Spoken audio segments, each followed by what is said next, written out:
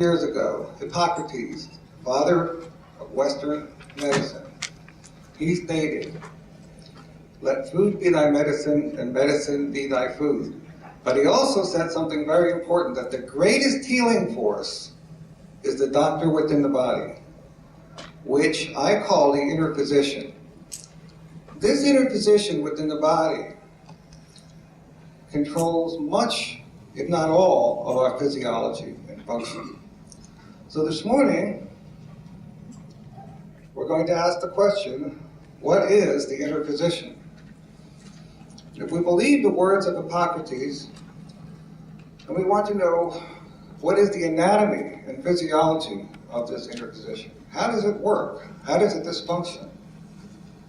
Because once we know that, then we'll be able to work in a way that can enhance its ability to heal the body. The next slide, we find why should we assess the inner physician. Well, first of all, we have a lot of disappointment in clinical practice. We can't help everyone. There's always those that we'd like to help but can't help. So it's to help you understand, once you understand the neuroanatomical aberrations of inner physician dysfunction, you'll be able to grow as a practitioner, and you'll be able to help hundreds and thousands of people that you couldn't help before. When we look at the inner physician, we recognize that it's the ultimate healer and source of innate intelligence. Why assess the inner physician? Again, deficits go undiagnosed and untreated. Nobody is clinically assessing the inner physician to see why it dysfunctions. Currently, we live in a world where there's an ecosystem mismatch with the inner physician, and the power of nature is disengaged from the body. And the skyrocketing rates of all kinds of degenerative disease testify to the fact that no one is really looking at this doctor within and how to enhance its function. We have a quote from Dr. Leroy Hood here from Caltech, one of the leaders in the Human Genome Project, and he said that the Human Genome Project is a grand fallacy. Genes need to be put together with other levels of information where you can't understand what's going on. See, this is the problem when we hyper-focus on one particular part of the body, either genes or cells, or the nervous system or the spinal column. We end up not seeing the whole person. Remember what the Code of Ethics says, treat the whole person. So deficits lead to dementia, Alzheimer's, neurodegeneration, death, and there's, as you can see, there's a lot of research showing cancer is caused by uncontrolled inflammation. Now, the inner physician controls 5 levels of inflammation in the system. So we can see it as a pacemaker then that regulates all functions, has powerful anti-stress, anti-inflammatory functions. But what happens in the world we live in with this mismatch of the environment is that it downshifts. It downshifts, so we don't go use much of the neocortex, the higher brain, we're in the reptilian brain. And the limbic emotional brain gets jammed. People get depressed. Anxiety is a big issue today, isn't it? So they look for reward and reduction and quick fixes, and alcohol, drugs, stimulatory synthetic chemicals, immune system problems. It's just endless, isn't it? So as we look at this further, we see even the world itself in general is recognizing the problem. This was a quote from a recent Newsweek article. Said, quote, "How the world from promising scientific breakthrough to real-world remedy has become all but a dead end. Not among them were any cures or even meaningful, effective treatments for Alzheimer's, longer pancreatic cancer, Parkinson's, Huntington, or a host of other afflictions that destroy lives." And this is so true. So commercialism has not left medicine or our food unmolested. Like the tobacco industry before it, people are looking at profits versus human life and suffering. And this is a problem we have to contend with, even in clinical practice. As we look at the inner physician, We can define its anatomy now as being within the nervous system, predominantly within the nervous system. There are two divisions of the nervous system, the central nervous system, the peripheral nervous system. The central nervous system is the brain and spinal cord. The brain governs all body functions by sending efferent and receiving afferent messages through the peripheral nervous system and spinal cord. Neuroscientists today are saying that functional status of the brain is a reflection of the demands or stressors placed upon it. Anyone with brain fog, anxiety, attention spans, fatigue, emotional overload are experiencing a reduction in the inner position at the central nervous system level. When we look at the way the body heals itself, 85% is neurological, 15% bioenergetic, via the Chungmo meridian, which precedes the 12 meridians.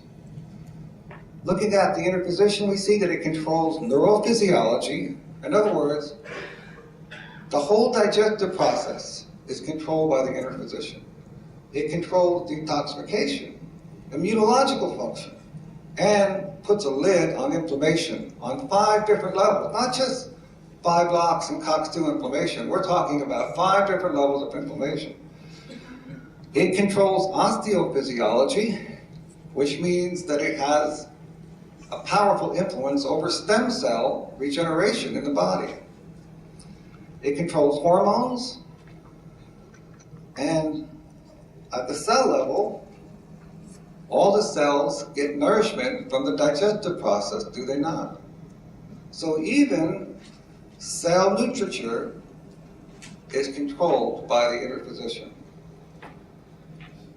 So looking at the neuroanatomy, we see that there's an interchange of afferent and efferent.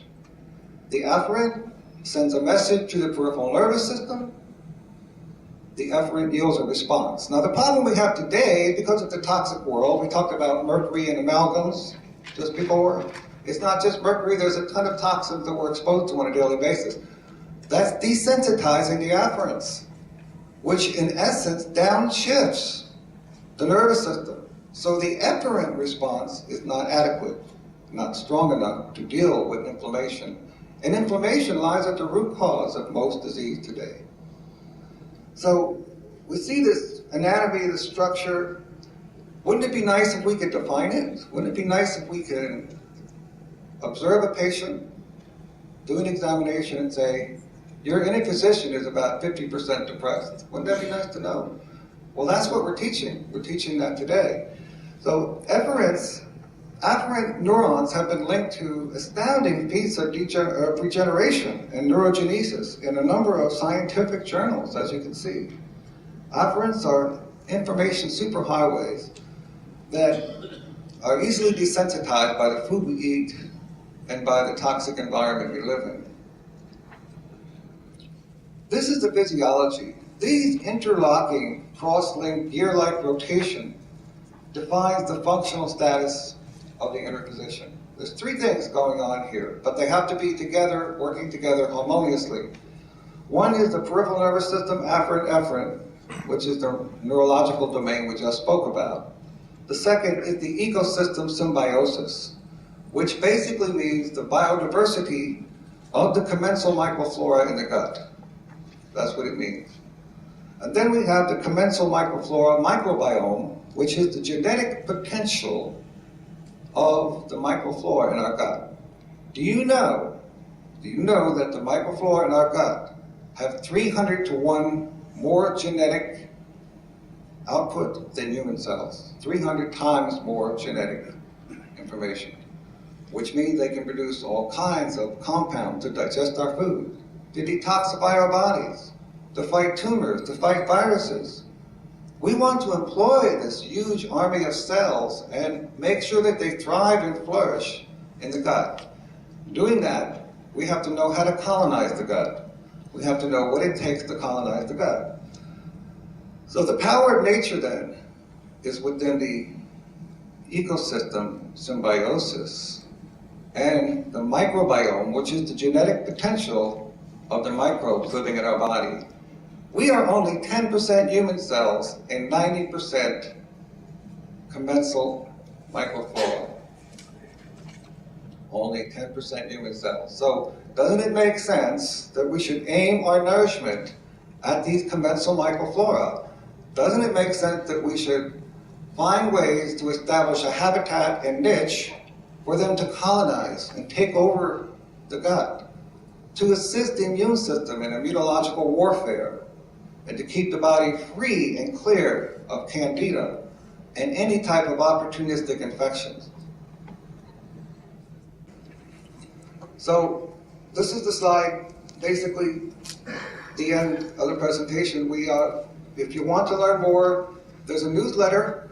There's Brian Pulse in the back of the room. He has some newsletters. If you haven't gotten one already, which is a copy of this presentation, and you can't come to the workshop, well, pick up a newsletter on your way out. Thank you.